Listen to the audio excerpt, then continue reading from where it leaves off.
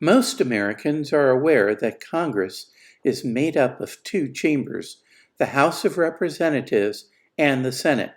But did you know they have very distinct powers? I'm Steve Shapiro, and this is your Constitutional Minute.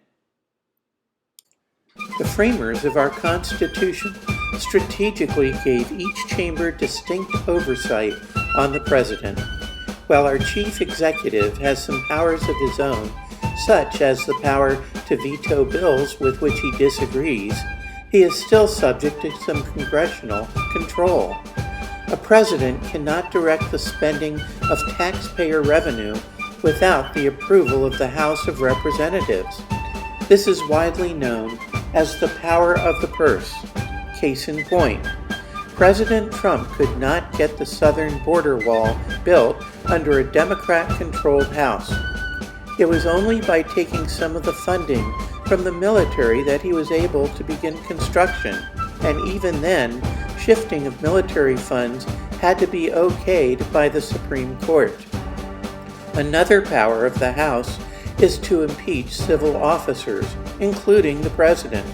But impeachment does not necessarily mean to be removed from office. That job goes to the Senate.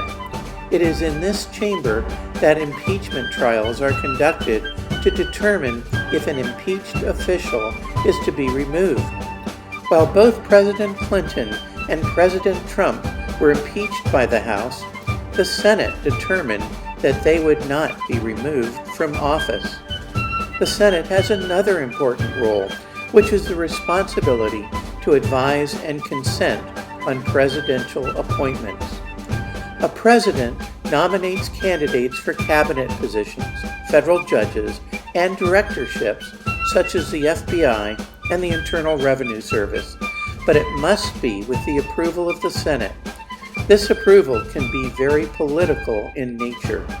President Obama could not get senatorial approval for his Supreme Court nominee, Merrick Garland, toward the end of his term, and President Trump had to wait several years for some of his cabinet nominees after taking office at the beginning of his term.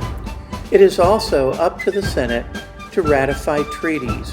However, it is the House that must approve treaties involving foreign trade.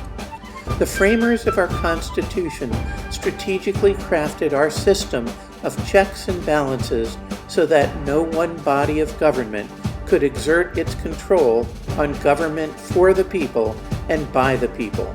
However, despite these checks and balances, today, more than ever, we are drawing closer to losing our rights as citizens. We are in need of term limits, fiscal responsibility, and a limit on federal overreach. It's time for state legislatures to call for a convention of states. I'm Steve Shapiro with your Constitutional Minute.